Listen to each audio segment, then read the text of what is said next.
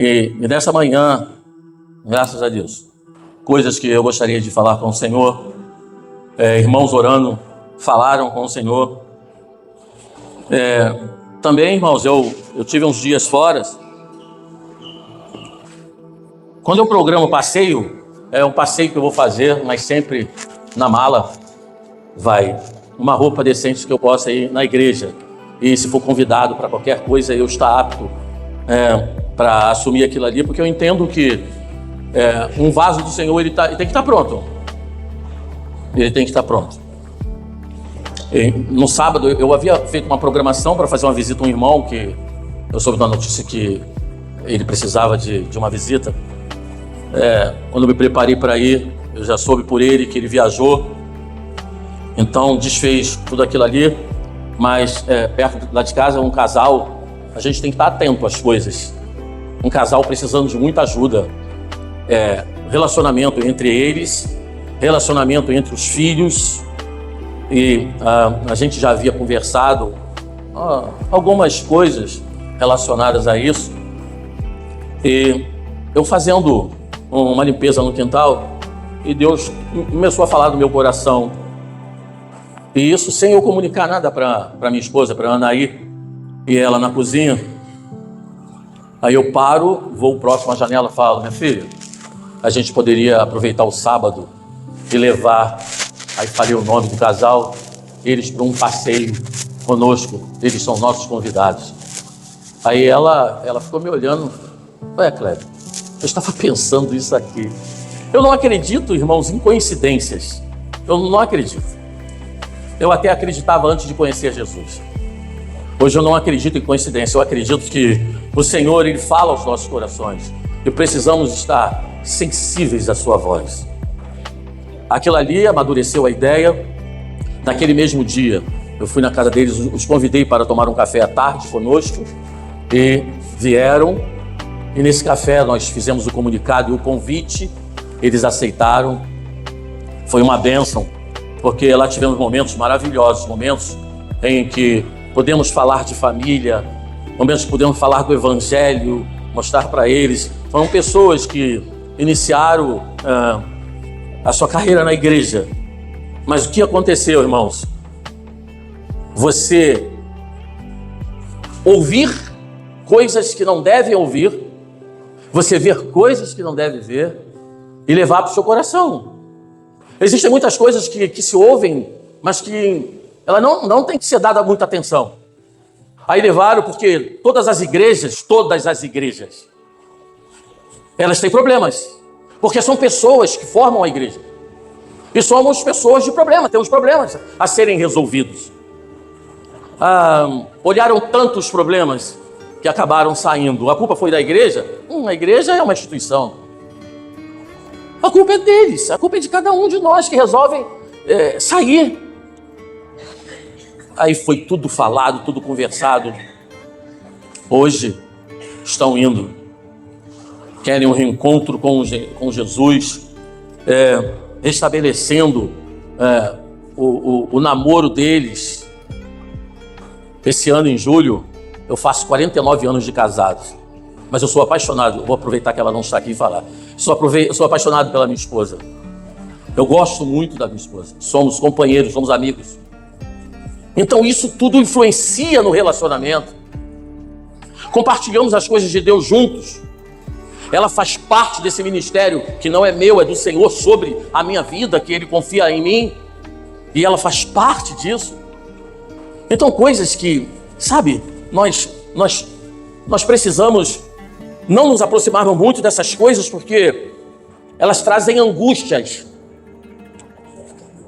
Nós vamos falar um pouco, hoje é um dia de alegria.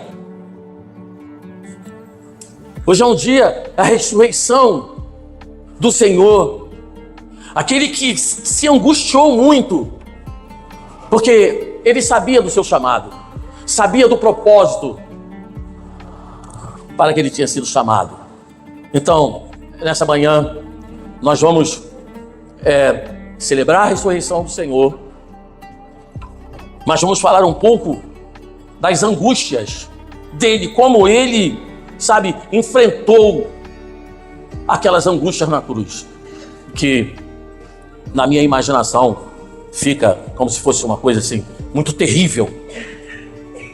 Eu estava vindo para cá, um pastor pregando, ele falou sobre aquele momento em que Jesus ele descansava, porque ele estava muito cansado.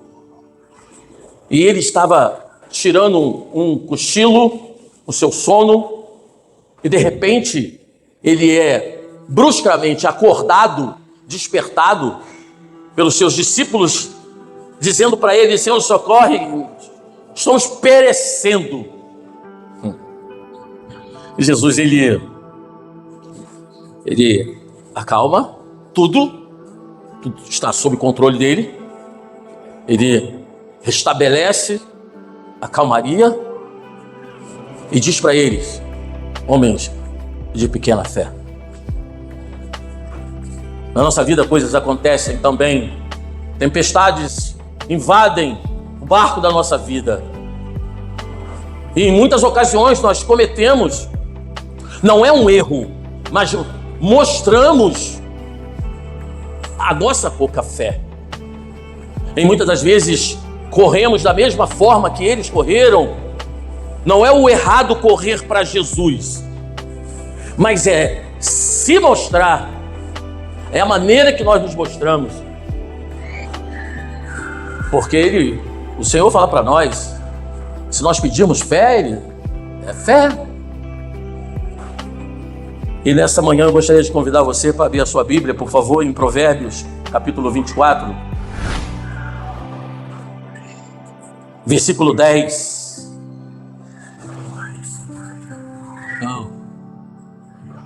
As angústias da cruz, como Jesus as enfrentou.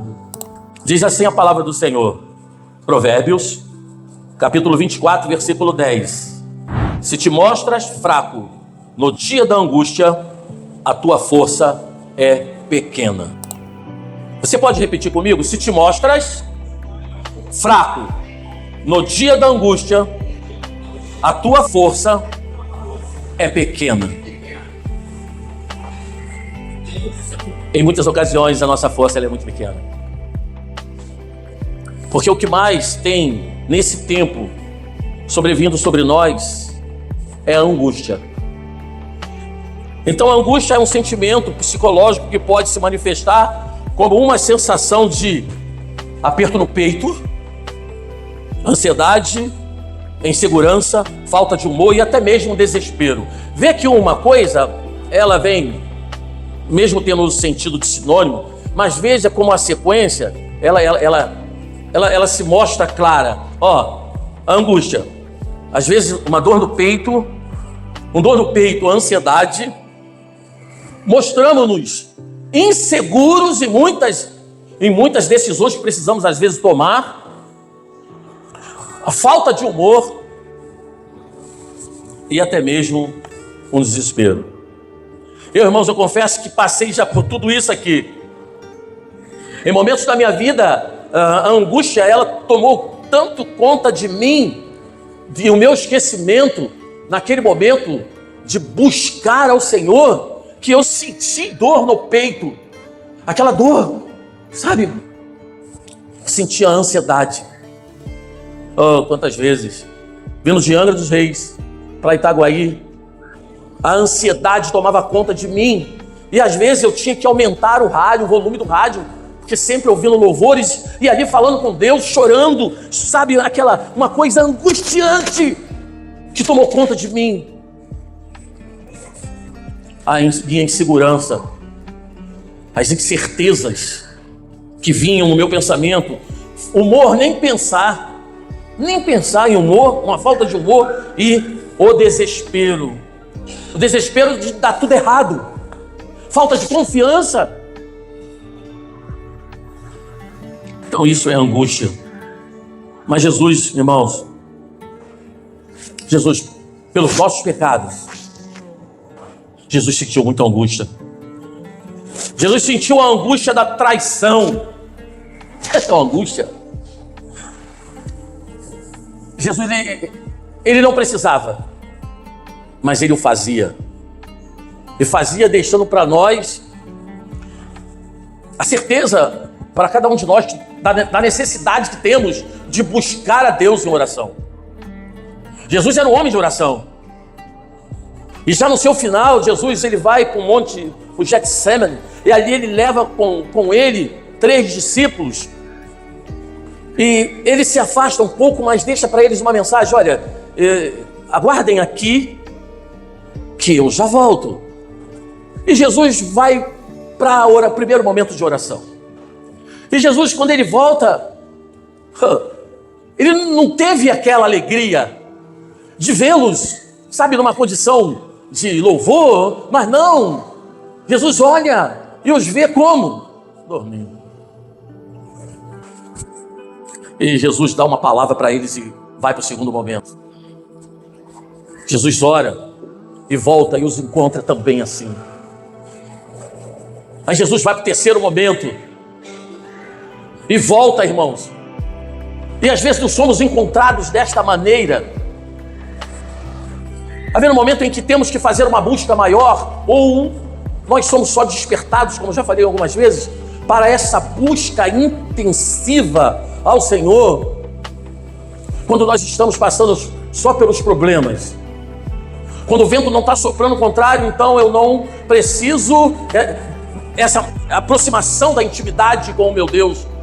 Será que eu perco o foco, como foi falado já nessa manhã na oração?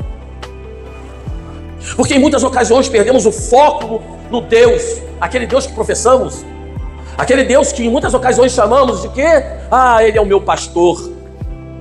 Aquele Deus que em muitas ocasiões falamos, Ele é o meu Senhor, mas eu não busco, eu preciso estar perto da pessoa que eu amo, e se eu amo o Senhor, eu preciso buscá-lo, eu preciso que Ele esteja perto de mim, eu preciso estar perto do meu amado, aquele que deu a vida por mim, aquele que se angustiou muito por mim. Então Jesus, ele volta e vê os seus discípulos, aquele que ele confiava, aquele que ele acreditava. E ele vira para Pedro e fala assim: vocês não puderam vigiar comigo nem por 1 hora? Ele perguntou a Pedro. Isso está no capítulo 26, versículo 40. Então, irmãos, às vezes nós estamos nesta posição, uma posição em que Jesus, ele nos pergunta, mas nós não queremos ouvir coisas que nos confrontam, palavras que nos confrontam, palavras que nos remetem à palavra de Deus. Todas as vezes que somos confrontados pelo Senhor através da sua palavra, é para nos remeter de volta à palavra, a nos trazer de volta à presença dEle. Porque os problemas, eles nos causam tudo isso que foi falado, essa ansiedade. E nos causam mesmo. Jesus com eles falavam, mas o traidor, ele se aproximava, e assim de uma forma sutil. E no versículo 49 de 26, vê comigo, por favor.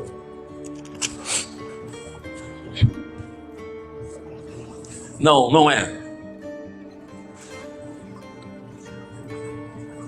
Eu vou te dar depois a referência, mas eu vou ler o versículo. Diz assim: dirigindo-se imediatamente a Jesus, Judas disse: salve, mestre, e o beijou. Irmãos, eu fico pensando, quando eu comecei a ler e comecei a meditar nisso tudo, às vezes em que traímos Jesus sem mesmo beijá-lo, porque aquilo ali foi um ósculo, que era o costume. Mas Judas aprendeu, eles aprenderam com Jesus até o seu posicionamento, até a sua postura, e ele trama tudo, achando que poderia até pegar Jesus de surpresa. E às vezes, queridos irmãos, nós tomamos essas posturas, traindo Jesus de formas diferenciadas. Traem Jesus porque entendemos que Ele nos chama para a santidade. Entendemos que Ele nos chama para ser homens e mulheres separados. Não é separado do mundo no sentido literal de que eu não posso conviver mais com eles, mas é no sentido de buscá-lo e estar mais perto dele. Porque quanto mais eu oro, quanto mais eu leio a palavra, isso me aproxima de Deus e realmente me faz ser mais separado. Porque quando vierem as tais tempestades da minha vida, eu vou buscar o Senhor, eu vou buscar de uma forma, não no desespero em que foram para Ele, mas eu vou saber que Ele prometeu que estaria todos os dias comigo. Então, quando vierem as tempestades, eu tenho que ter a certeza de que Ele está comigo. Ele já me deu esse acesso. Então ele sofre, irmãos. Ele sofre a angústia da traição. Pessoas muito perto dele. Pessoas em que viam o testemunho dele. Andava, ouvia, oravam.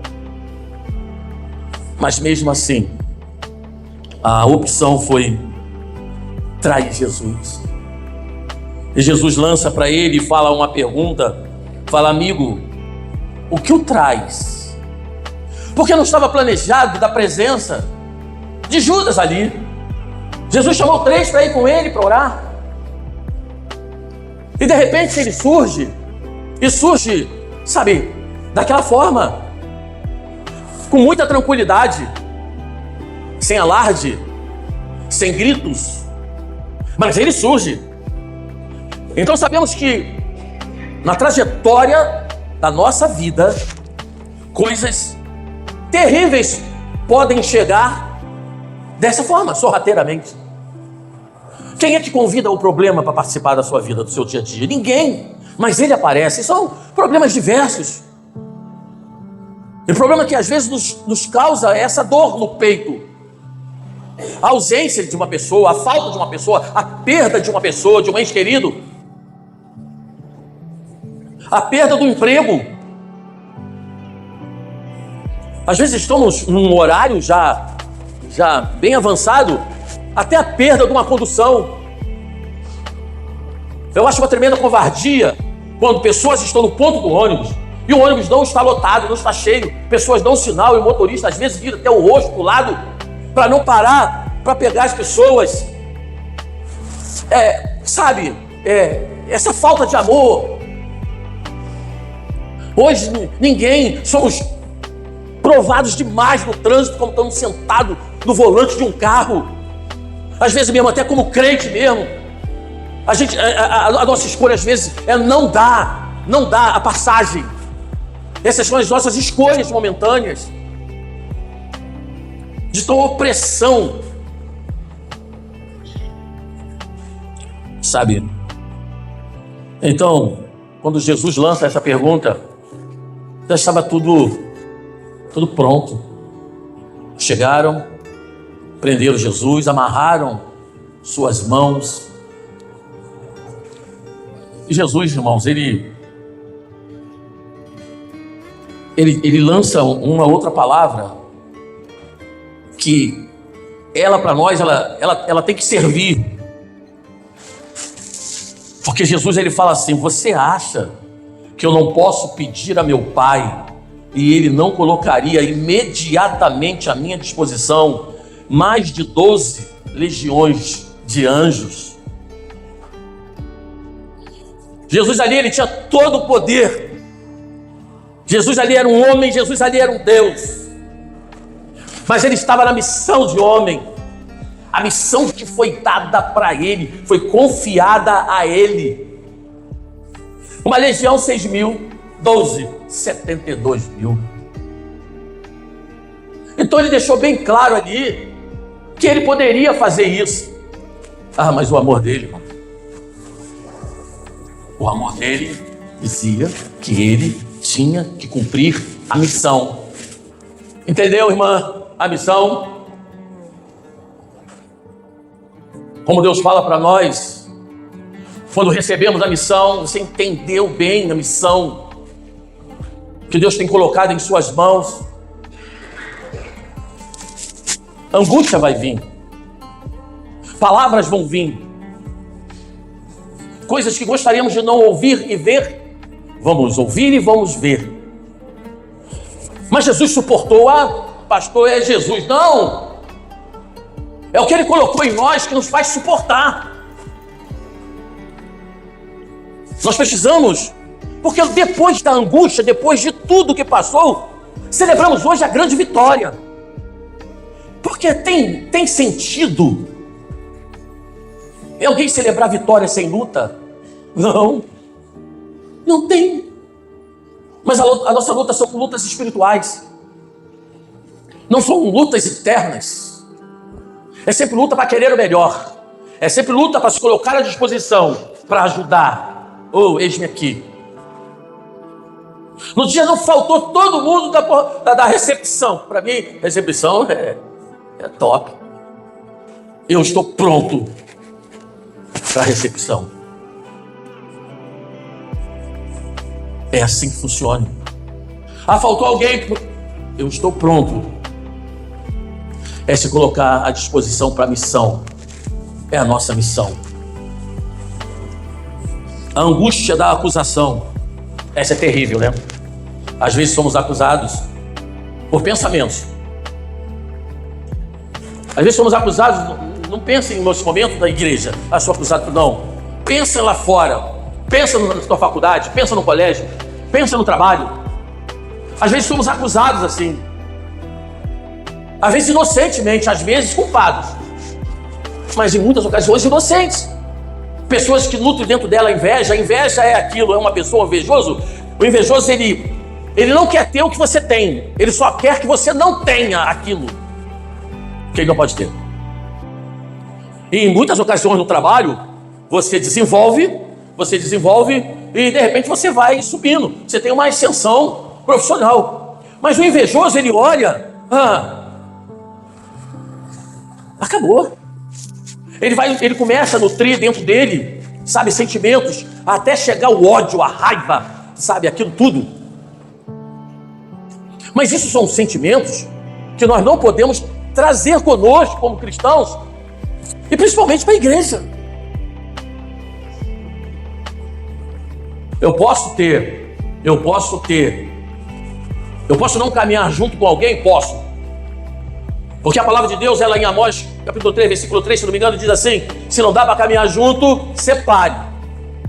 Mas esse caminhar junto é frequência de casa. Mas na igreja não. Na igreja não.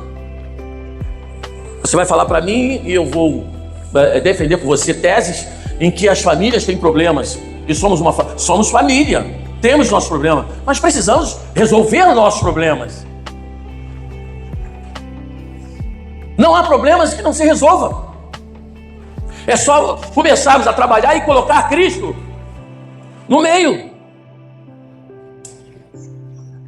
Porque se eu começo um problema de relacionamento em casa com a minha esposa, alguém tem que dar o primeiro passo. Alguém tem que dar o primeiro passo. E assim tem que ser aonde nós estivermos. Porque se Jesus se deixasse levar pelos sentimentos, irmãos, seremos condenados eternamente. Porque ele não morreu por mim, ele morreu pelos meus pecados que levaram para a cruz. Não foi eu, foram os meus pecados. Os nossos pecados levaram à cruz.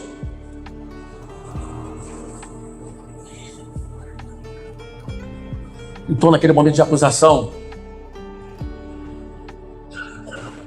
foi dito para ele assim: se ele era o rei, ele falou: tu dizes. Mas o que deixou mais Pilatos assombrado foi que Jesus não disse uma palavra. Ele não disse uma palavra naquela acusação. E às vezes nós, sabe, irmãos, eu decidi uma coisa na minha vida: eu sou obreiro, quem me defende é o Senhor. Já falei para minha esposa: você não tem que me defender em nada. Em nada. Quando são coisas lá fora, e são coisas civis, qualquer coisa assim, eu me defendo. Mas na minha vida eclesiástica, quem me defende é o Senhor. Eu já falei para ela: você não me defende, Ele me defende. Se eu errar, eu tenho que ter a humildade suficiente para pedir perdão, independente de quem o título que eu tenha, se seja pastor, presbítero, diácono, seja lá o que for. Se errar, temos que ter humildade suficiente para pedir perdão. É com a sinceridade do perdão é que a gente consegue caminhar sorrindo e melhor. É que a gente tem aquela condição de se ajoelhar e orar e Deus ouvir a nossa oração. Porque se eu não perdoar, como eu vou chegar para Ele e falar: Senhor, me perdoa? Ele não perdoa. É um pecado que Ele não perdoa se você não perdoar. Igual a blasfêmia com o Espírito Santo. Você atribuir a alguém, você atribuir a outro as obras do Espírito Santo. Esse perdão, sabe? Em Lamentações, capítulo 3, versículo 26, diz assim: bom é guardar a salvação do Senhor, e isso em silêncio. Em Salmos, de número 131, versículo 2, diz assim: pelo contrário, fiz calar e sossegar a minha alma.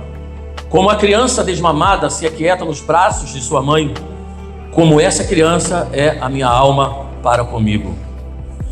E essa era uma das armas que Davi conhecia muito bem. Era o Deus. Era o silêncio com Deus. Não eram os gritos. Não eram as defesas dele. Ele colocava para Deus. É a certeza de que Deus o assistia. Era a certeza de que Deus estava com ele. Irmãos queridos, irmãos, nós precisamos a cada dia mais ter essa convicção, essa certeza de que Deus está conosco.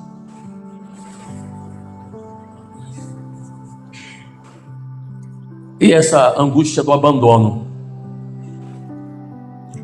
Por volta da hora 9, clamou Jesus em alta voz, dizendo: olha a angústia, a que ponto chegou a angústia em Jesus. Eli, Eli, lama sabachthani, que quer dizer: Deus meu, por que me desamparaste? A angústia daquele homem, o homem Jesus.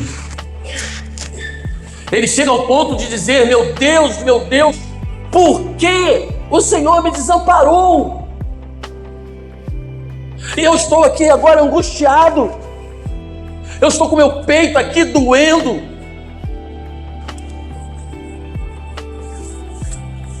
Mas seja feita, ó Deus, a sua vontade, não a minha. Porque às vezes, queridos irmãos, nós estamos dentro de uma situação, sabemos que é uma situação ainda meio duvidosa, mas nós queremos que a vontade nossa seja feita. Nós não colocamos para Deus, não falamos com Deus, perguntando a Ele qual é a vontade dEle para aquela situação, mas que seja feita a minha vontade, não a sua. Essa é a mensagem que mandamos para Deus quando nós não o invocamos, quando nós não o buscamos, quando nós não o procuramos nesses momentos de decisões em nossas vidas. Um sentimento muito ruim.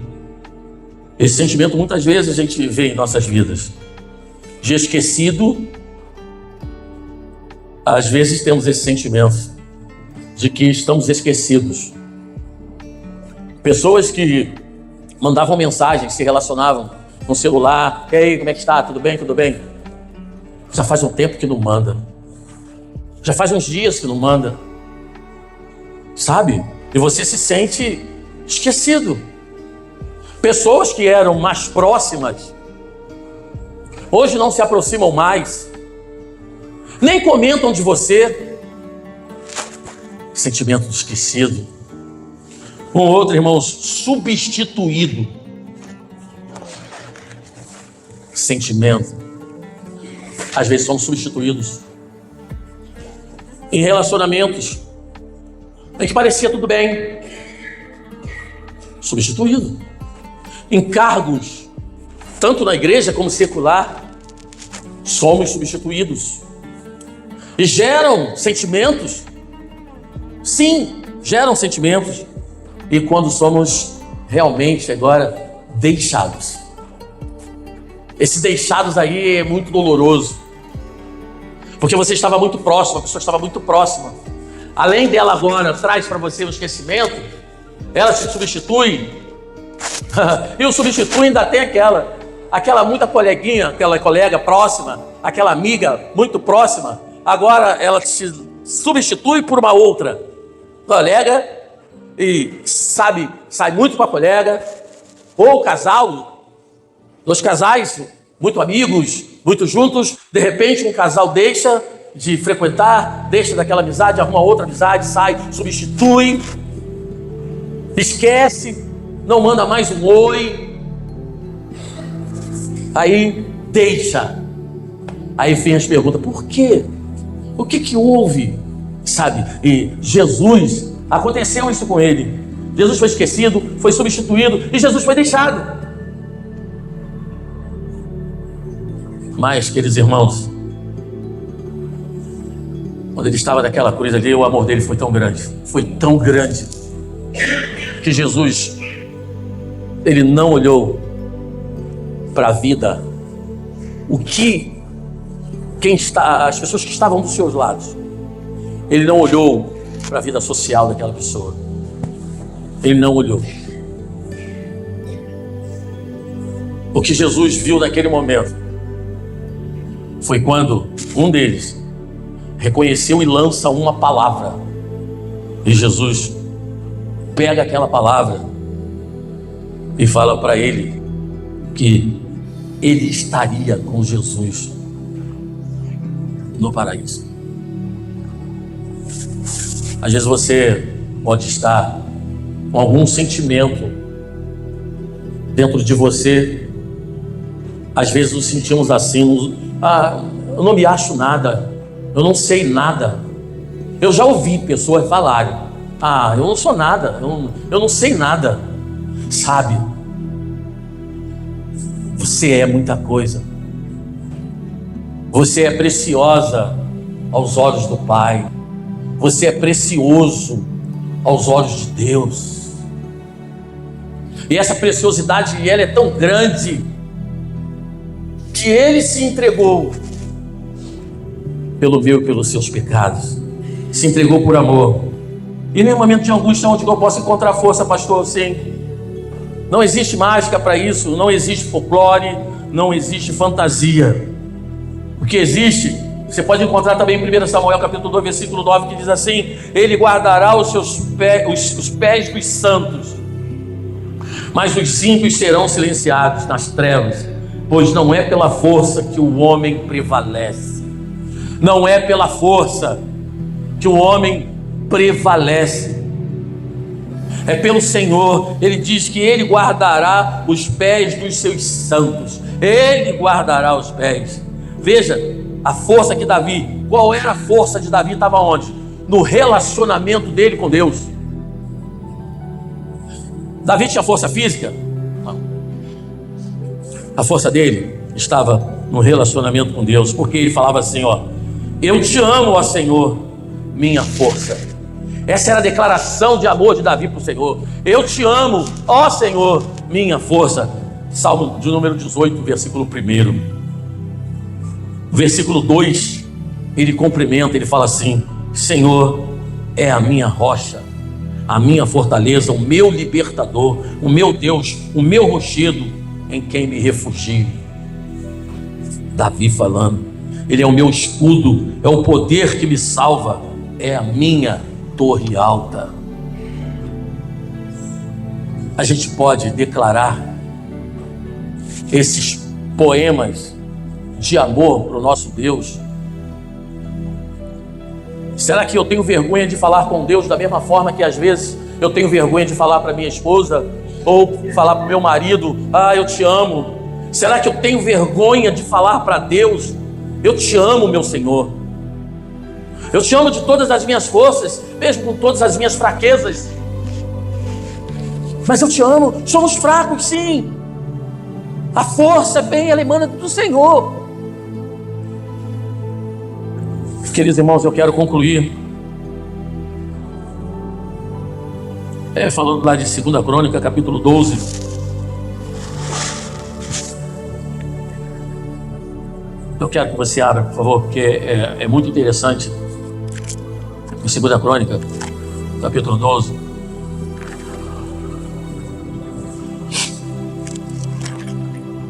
Versículo 7.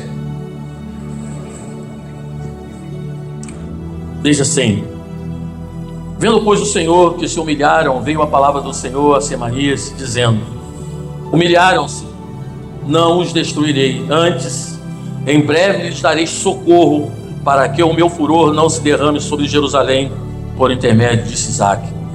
Porém serão seus servos, para que conheçam a diferença entre a minha servidão e a servidão dos reinos da terra. Subiu, pois, Sisaque, rei do Egito, contra Jerusalém, e tomou os seus tesouros da casa do Senhor e os tesouros da casa do rei. Tomou tudo. Também levou todos os escudos de ouro que Salomão tinha feito. Em lugar deste fez o rei Roboão escudos de bronze e os entregou nas mãos dos capitães da guarda, para que guardassem a porta da casa do rei. Toda vez que o rei entrava na casa do Senhor, os guardas vinham e usavam os escudos e tornavam a trazê-lo para a câmara da guarda. Tendo-se ele humilhado, apartou-se dele a ira do Senhor, para que não destruísse de todo, porque em Judá ainda havia boas coisas.